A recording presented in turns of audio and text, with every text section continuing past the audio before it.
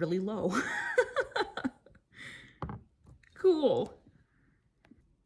That's a bit better. Sorry about that.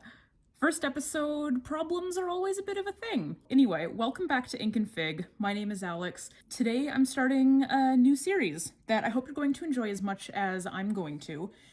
And that is called Coffee Date with Alex. So I've made a cup of coffee. I hope that you have a drink also. I just wanted to sit down and talk about life and books with you, and I thought that it would be fun.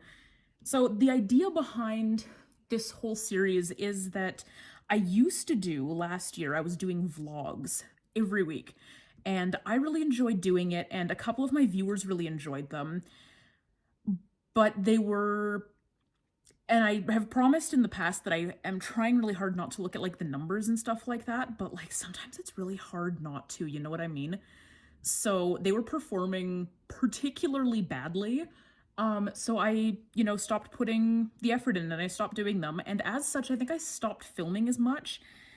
It was a really good motivator to sort of keep me going and keep me filming on a regular basis and just kind of keeping up with myself. I find I have a lot of trouble keeping up with myself personally, and the vlogs were really helping. So what I wanted to do was sort of pull this in instead of a vlog, because we can sort of have more of a one-on-one chat. It's a little bit more to the point, I guess, rather than the vlog, which is sort of me repeating the same thing, which is to say that I am not reading all week long. Although these days I am actually reading more than I was last week. Oh my god, it's snowing. Oh my god, there are actual flakes falling from the sky right now. It is... I've lost track of what day it is. I would like for this to be over now if it's all the same to everybody else. But anyway, I digress. The whole idea of this, I just kind of wanted to keep up with myself and to keep up with y'all and motivate myself to keep making content, because sometimes it's hard, especially when you are looking at the numbers, and the numbers can be discouraging sometimes. So anyway, that said, cheers. I just got this beautiful new mug from the Pottery Witch. It is one of her renewal mugs. I love it very much. Ooh, I've made a pumpkin caramel oat cafe au lait kind of situation. It's very good. So I have that in hand, and I have some books in front of me here that I wanted to talk to you about. It's on or about March 25th. I'm pretty sure it's March 25th, but I don't have a calendar that I can check at the moment. I have been reading a decent amount, although I did end up accidentally falling into a slump, and unfortunately that slump was caused by Whitehorse. I have since finished it, so it's over and done with, but like just the writing in this was a lot weaker than I was expecting. And I mean, the horror gamer in me tells me that I really shouldn't have been that surprised, because like we all know that like horror games and horror films and horror stuff in general tends to be a bit on the underwhelming side. And so going into this, I for some reason thought it was going to be different, and it wasn't. It wasn't different at all. I was disappointed. The concept was spectacular and the punchline was really good. And I actually liked the ending. One of the things that I have with horror is like I usually hate the ending specifically, but the ending in this I think actually turned out really well. It was more so just the quality of the writing and the overall voice didn't feel as fully developed to me as I was hoping it was going to. But that said, I did run it through Cawpile, and it came out at a 3 stars. So I mean, clearly I didn't hate it that much. It just was kind of underwhelming and put me into a bit of a slump. So that in and of itself was disappointing, but all in all, it actually wasn't that bad. So am I being a little bit dramatic? Yes. But like,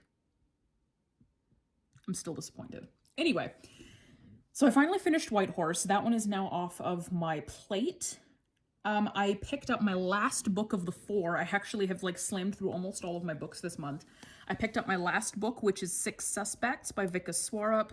So far, this is actually really good. I passed a quarter of the way through last night. This is the front of the book, and it's coming along quite well.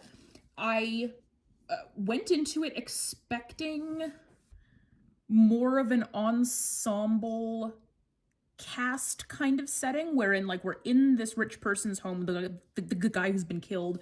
Now keep in mind, this is what I was expecting. I was expecting us to be like in his house with all the suspects, and we're kind of like going around and piecing together everyone's story. But like, I'm starting to think that that's a very Agatha Christie way of like looking at things. Or that's just me coming off of having read The 7.5 Deaths of Evelyn Hugo. No, Evelyn Hardcastle, sorry.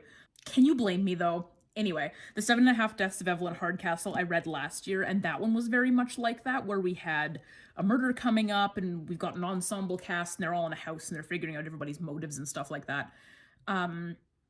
So coming off of that, that's what I was expecting for this. But I think that's a very close-minded way of looking at how a book like this could be written.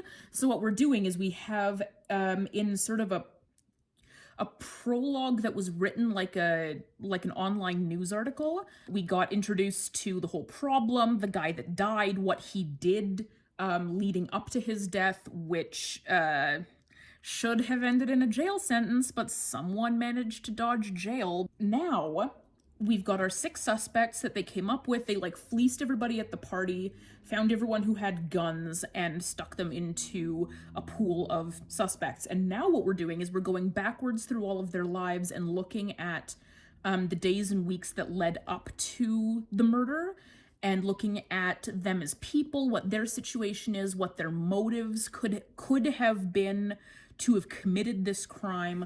And I think we're going to be looking at some other aspects of their lives as well. I'm just looking at the chapter headings here. So the chapters are kind of broken up by some particular headings here. So we have the murder itself. So this is kind of the prologue situation. We've got the suspects, where they lay out all the 6 people that we're looking at, their individual motives. And then we're going to be going into the evidence next, which I think is going to be very interesting. And then solution is the next section. And then the very last section is looking like an epilogue kind of thing, and it's called Confession. Chapter 27, The Truth. So I'm looking forward to that. My preliminary prediction is that it's going to be none of these 6 people. I think it's going to be someone else, and I think that all of these stories are going to end up pointing to someone else who's going to have the motive to commit this murder. I may be wrong. Who knows? We will find out. But I'm excited to keep going with it. It's a very interesting book. I love the different narrative voices, because for every single character, we seem to be getting a very different narrative voice. Like, one of the characters, when we were introduced to them as a suspect, it was just a series of his telephone conversations, and like seeing how he interacts with people, seeing the kinds of crimes that he's trying to dodge jail for. We've got a Bollywood star who is writing in sort of a diary format, and so we're reading her diaries because she's hoping that one day, once she's passed, these diaries will be published, heavily amended and abridged, of course, but they will be released. And so I think we're going to be seeing a little bit more of her diary, which is really interesting. We've got someone who's called the Tribal, and he's a kid who grew up in sort of I don't necessarily want to use the word fringe, but like kind of a tribe who still kind of goes by their old ways, but he's sort of been touched by the 21st century already, so he's kind of bridging that gap. And I'm interested to see how his story kind of pans out, because his suspect profile, his suspect chapter, didn't actually give us a lot of information about him specifically. It was written sort of from the point of view of his father and his father's friend, and they framed the whole situation that their community is in right now, wherein they're missing a sacred rock that's very important to their community, and that rock they figured out through the use of sort of the local shaman seer kind of guy.